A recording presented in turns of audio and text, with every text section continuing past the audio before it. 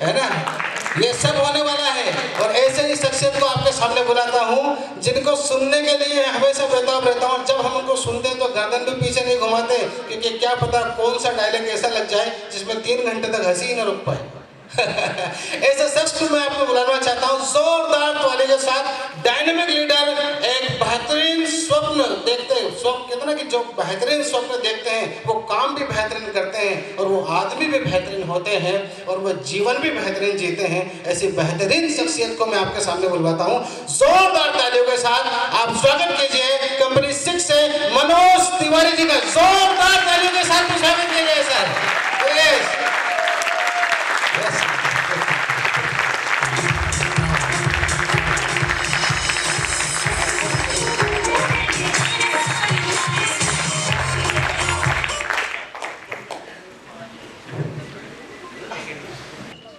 क्या बात।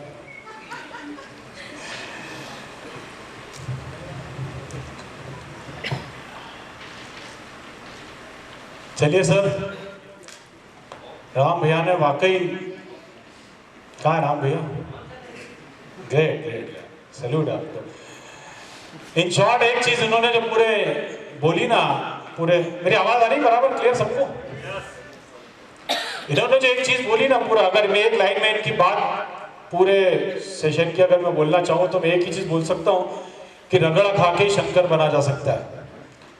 अगर शंकर जी की जो पिंडी होती है ना, वो वही होती है जो सबसे ज्यादा नदी में बुड़कती है, मतलब उसने सबसे ज्यादा मेहनत की है और उसी पे पंचामृत चढ़ता है, उसी पे पंचामृत चढ़ता है। बाकी लोग फिर भेरू बाबा बन सकते हैं एक कोने में बैठा के, तो आपको भेरू बाबा नहीं बनना, आपको शंकर जी बनना है। बिल्कुल पंचामृत चढ़ना चाहिए रोज सुबह शाम, वो वाला अगर बनना है तो आपको रगड़ा खाना पड़ेगा, रगड़ा खा के ही शंकर बना जा सकता है। तो जो नियम भगवान के लिए है तो फिर तो आप इंसान हो यार, आपको तो और ज्यादा मेहनत करनी पड़ेगी। जब भगवान खुद मेहनत करके अपनी पूजा करवाता है तो फिर तो आप इंसान हो यार, आपको तो उससे ज्यादा करनी पड़ेगी। इको ज्यादा हो रहा है, बस थोड़ा इको कम करो। एक बार एक आदमी, अब मैं मेरे स्टाइल में आपको समझाऊंगा कि मेरे पास ज्यादा कुछ है नहीं समझाने को यार। एक बार एक आदमी अंडे की बहुत सारी टोकरियां लेके 2 व्हीलर में जा रहा था, तो एक बाइक ने आके उसको गिरा दिया और वो अंडे पूरे उसके बिखर गए और वो भी गिर गया और उसको कोनी वोनी में लग गई, वो भीड़ लग गई एकदम से और पूरा मजमा हो गया वहां पे। तो वहां पे एक सज्जन आया, उन्होंने उस लड़के को उठाया और बोला अरे अरे अरे वो कितनी लग गई देखो यार, अरे सब अंडे फूट गए यार, बहुत बड़ा नुकसान हो गया बेचारे का यार। और फिर भीड़ इकट्ठी होने, देखो देखो यार इसके कितने, उठा उठा उठा, उसको सब जने आए और उसको उठाने लगे। एकदम माहौल ऐसा हो गया, बोले यार तेरा मालिक तो तेरे को बहुत डांटेगा यार, देख कितना नुकसान हो गया यार तेरा यार, देख एक काम कर बेटा तू तो ये 100 रुपए रख, और यार देखो यार आप सब लोग भी दो यार, इसको सब नुकसान हो गया इसका, कितना नुकसान हो गया बेचारे का, इसको तो खूब डांट पड़ने वाली है, उसको लग गई है, गरीब आदमी है यार, सब लोग तो यार सब 10 20 30 सब लोग देने लगे। वहां पे एक आदमी और था, उसने भी व्हाट्सएप पे फोटो वोटो लिया और उसने खींचा, सेल्फी लेके बोले नीड हेल्प और करके और वायरल करा, 1 रुपए का पेटीएम करो फटाफट, या जरूरत है। सब लोगों ने 1 रुपए का पेटीएम करने लगे और उसका नुकसान हुआ था 5000 का, इकट्ठा हो गया 20,000 रुपए। 5 मिनट में सब माहौल समा बदल गया। अब जिस सज्जन ने उसको उठाया था और जिस सज्जन ने 100 का नोट दिया था, सब लोग उसके लिए ताली बजाने लगा रहे, बोले सर आपने करा, सर आप थे तो ये देखो इसकी तो जिंदगी बन गई, नहीं तो ये तो अभी इसके मालिक की खूब डांट खाता। सर आपको पहले कभी देखा नहीं सर, आप कौन है सर? बोले मैं इसका मालिक हूं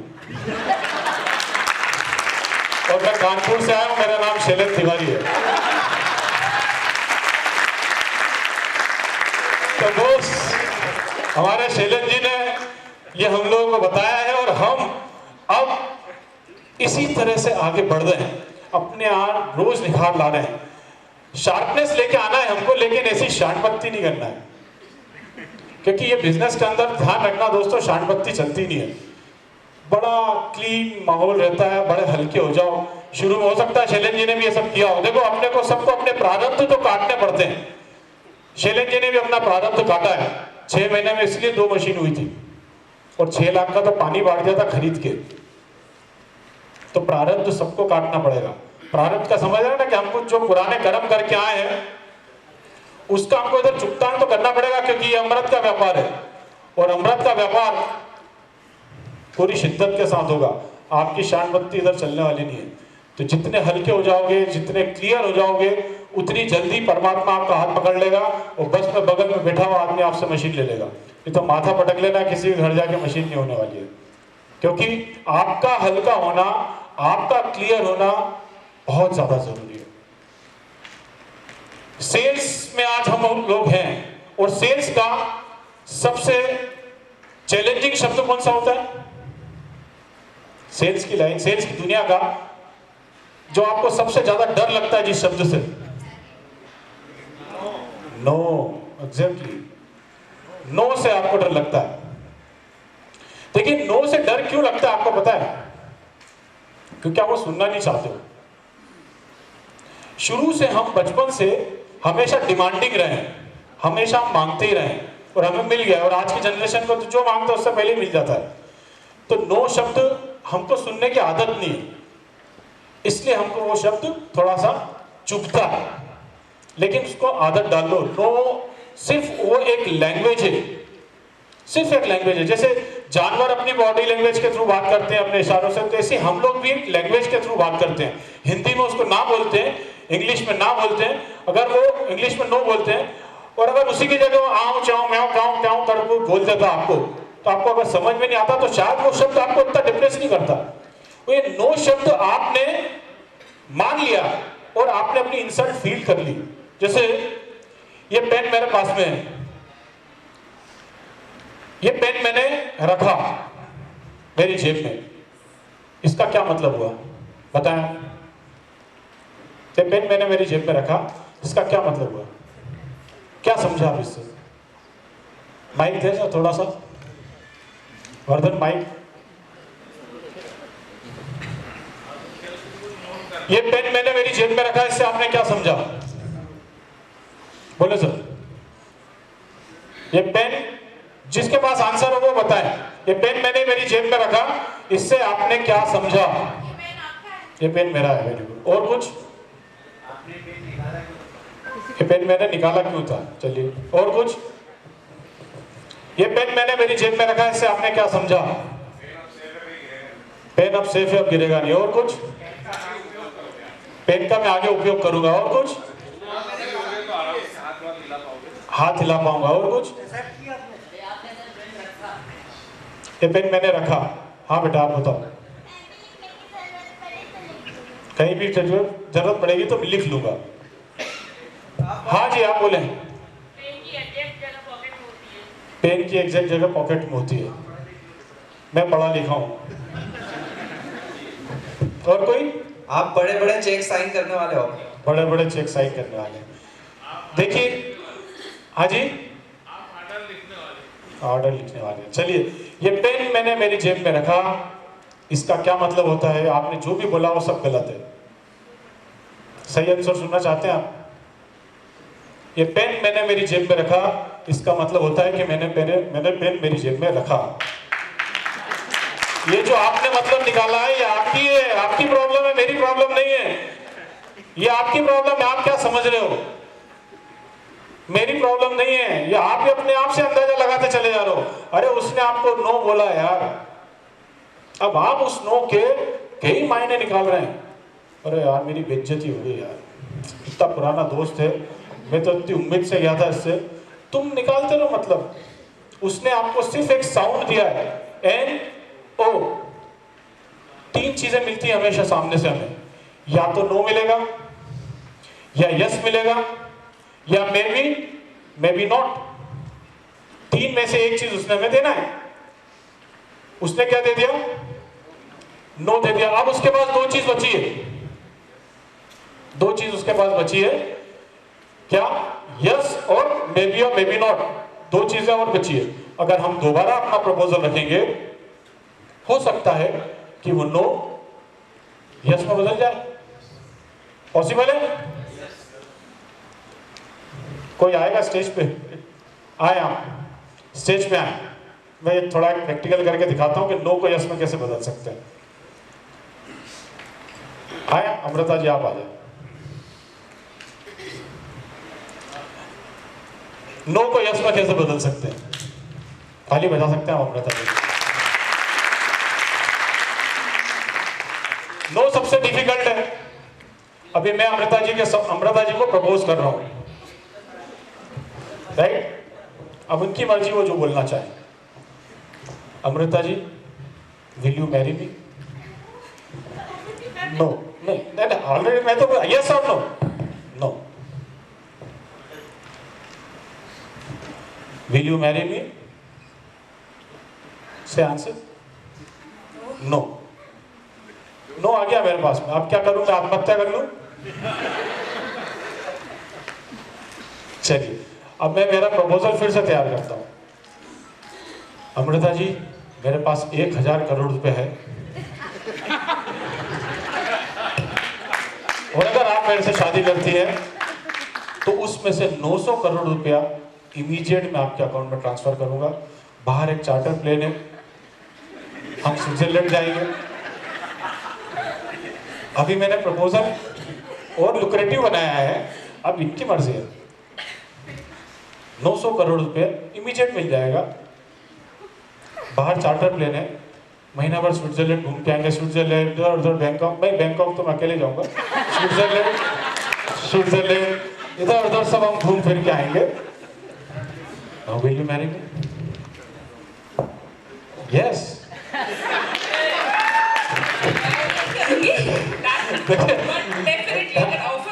देखिए, इतना अगर है, 900 करोड़ रुपए मिल रहे हैं मैम, पूरा जीवन बन सकता है। देखिए, आपने डेमो दिया, डेमो पे नो आया। Thank you ma'am. डेमो पे नो आया तो पता है इन्होंने नो मुझे नहीं बोला था, मेरे प्रपोजल को नो बोला था। मेरे प्रपोजल को जैसे ही मैंने मेरा प्रपोजल चेंज किया, यानी मैंने मेरा डेमो और इफेक्टिव किया, उसमें और सारी नीड बेस जो नीड थी, वो नीड को मैंने सामने लाके रख दिया। मुझे पता था 900 करोड़ रुपए में तो कोई भी हाँ कर देगा। तो 900 करोड़ रुपए जब दिखा तो सोचने के तरीके बदल गए। तो सामने वाले की नीड अगर आप जनरेट कर लेते हो, बातों बातों में पता कर लीजिए कि उनके घर में क्या चल रहा है, क्या बीमारियां चल रही है, कैसे मैं कौन सी चीज पिच कर दूं। उसके घर में डायबिटीज की और आप सोराइसिस पे दिए जा रहे हो ज्ञान लपक के खूब सारा, तो देते रहो। फिर वहां पर यही होगा कि वो नो ही बोलेगा और कुछ नहीं। हाँ, हमारे घर में तो ही नहीं सोराइसिस किसी को, और हमारे घर होगा भी नहीं, वो ये मान के चलता है कि मेरे घर होगा भी नहीं। तो बातों बातों में आप उसकी नीड निकाल लीजिए कि उसके पास उसको जरूरत क्या है, और अगर जरूरत आपके पास में आ गई, वो क्या खा रहे हैं। कई बार बच्चे जिम में जा रहे हैं, खूब सारा प्रोटीन पाउडर खा रहे हैं, पानी वो वही पी रहा है चरस वाला।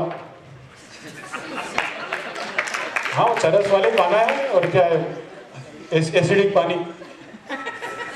2000 रुपए की बाल्टी लेके आ रहे हैं, लेकिन चरस वाले पानी के साथ पी रहे हैं। तो हमको वो चीजें बदलने के लिए हमको पता तो चले कि इस घर के अंदर नीड क्या है। अगर नीड पता चल जाएगी तो आपकी सेल्स पिच जो होगी बड़ी इफेक्टिव हो जाएगी।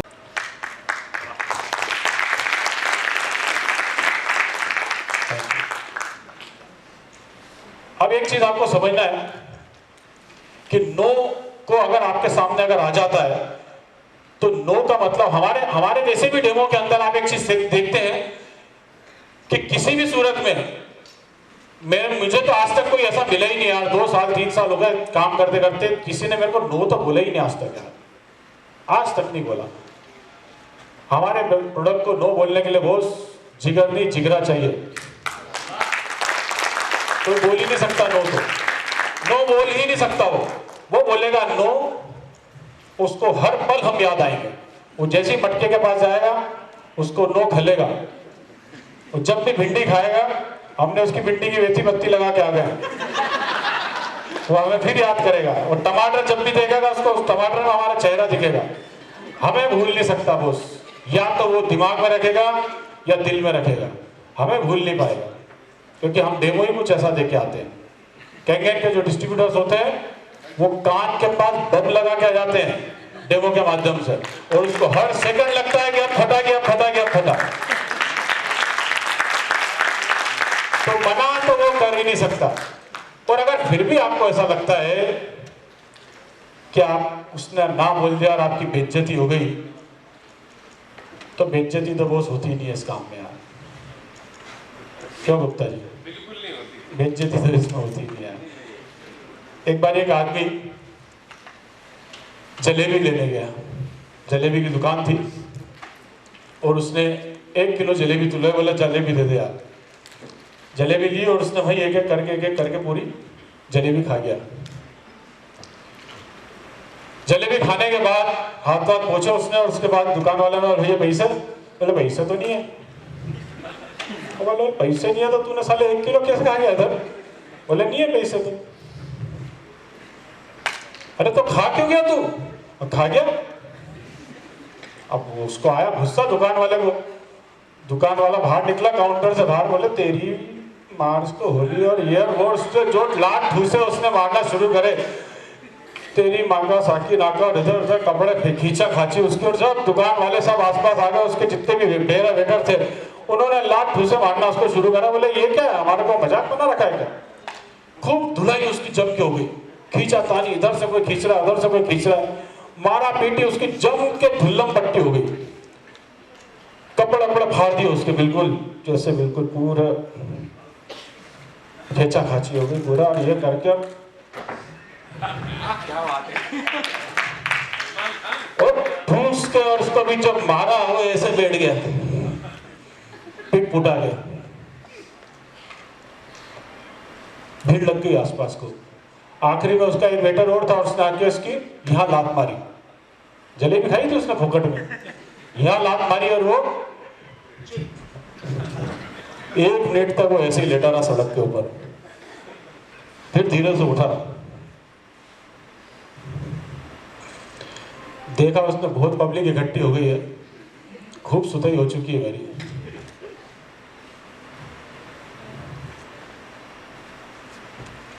कपड़े वपड़े झटका रहे उसने। क्या देख रहे हो उधर, क्या देख रहे हो उधर? क्या पिटाई नहीं देगी क्या कभी? चलो जाओ। कपड़े वपड़े झटका रहे उसने, ना कोट उठाया, झटका रहा फिर से।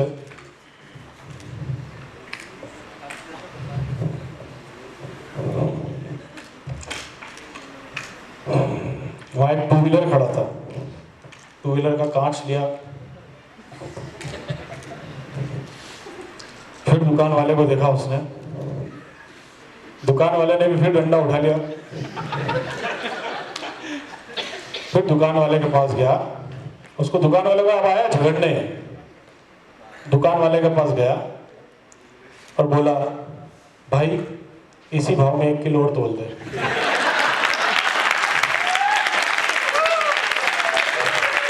बेइज्जती तो होती ही नहीं है बॉस, काहे की बेइज्जती? 1 किलो और तोल, यही भाव चाहिए मेरे को। भाई कोई बेइज्जती नहीं होती अपने काम में। हमारे काम में हमारे प्रोडक्ट को कोई भी ना नहीं बोल सकता। हमको समझना है कि हमारा एटीट्यूड क्या है। जो राम भाई ने बोला ना कि आपका एटीट्यूड क्या है, आपको लगता है आपकी इंसल्ट हो गई तो फिर हो गई। उसने तो आप बोला ही नहीं, आपको आपने ले लिया उस बात को, आपकी एटीट्यूड आपके उससे आपकी इंसल्ट हो गई। हम लगे हुए हैं उसको कि कुछ भी हो जाए उसको बस सिस्टम में आ जा, सिस्टम में आ जा। सिस्टम में लाने का आपके हाथ में कुछ है ही नहीं यार, वो तो परमात्मा तय करेगा कि उसके घर में मशीन लगेगी कि नहीं लगेगी, क्योंकि उसको उसके कार्मिक अकाउंट का हिसाब किताब यहाँ देना पड़ेगा। बैंक अकाउंट के हिसाब किताब की जरूरत ही नहीं है। मैंने कई घरों में ऐसे मशीन लगते हुए देखा जहाँ पैसे नहीं था, मशीन लग चुकी है, और जिनके घर में करोड़ों रुपए पड़े वो मशीन नहीं ले पा रहे हैं। तो इसके अंदर बैंक अकाउंट की तो जरूरत ही नहीं है, कार्मिक अकाउंट की जरूरत है। आप मत परेशान हो उसके लगे हुए चक्कर लगा के मत परेशान हो, अपने आप वो आएगा। एक बारी क्या हुआ, 4 देशों की पुलिस में यह तय करना था कि कौन से देश की पुलिस सबसे अच्छी है। अमेरिका, जापान, रशिया, हिंदुस्तान, चारों देश की कंपटीशन थी कि सबसे अच्छी पुलिस कहां की है। अब तय कैसे करें? सबको बुलाया इंदौर, चिड़ियाघर से शेर को खोल के लाए और एमजी रोड पर उसको रखा, और अमेरिका की पुलिस को बोला कि अब हम ये शेर छोड़ रहे हैं आप कितनी देर में पकड़ के लाते हो, अपनी एक्सपर्टी से आप इसको पकड़ के लेके आए। हम तय करेंगे कि सबसे पहले शेर को पकड़ के लाएगा वो सबसे बढ़िया पुलिस रहेगी। जैसे ही शेर को छोड़ा रीगल में से गए और अमेरिका के पुलिस वो थोड़ी दूर भी नहीं गए हाईकोर्ट तक और उसको पकड़ के पिंजरे में ले लिया और बोले देखिए हम विदिन 15 सेकेंड्स हमने इस शेर को पकड़ लिया, ये हमारे देश की पुलिस है। Very good.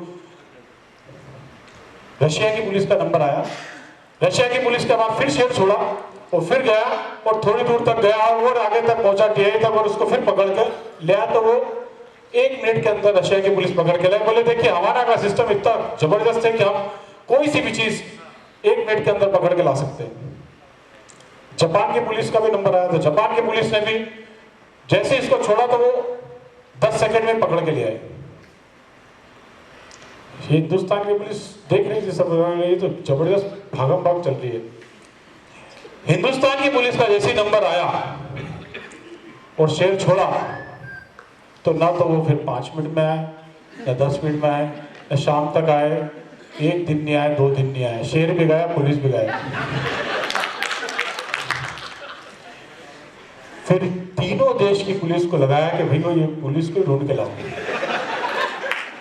तीनों देश की पुलिस गई और जब देखा कि ये लोग गए किधर, 10-15 पुलिस वाले थे किधर निकल गए, ये 10-15 पुलिस वाले पलासिया के पुल के नीचे एक सुअर को लटका के मार रहे थे। बोल रहे थे बोल साले तू ही शेर है, बोल साले तू ही शेर है। और उसकी दुल्लम पट्टी चल रही थी और वो बोलने को तैयार नहीं था, रे मारेंगे ना मार नहीं रहे थे।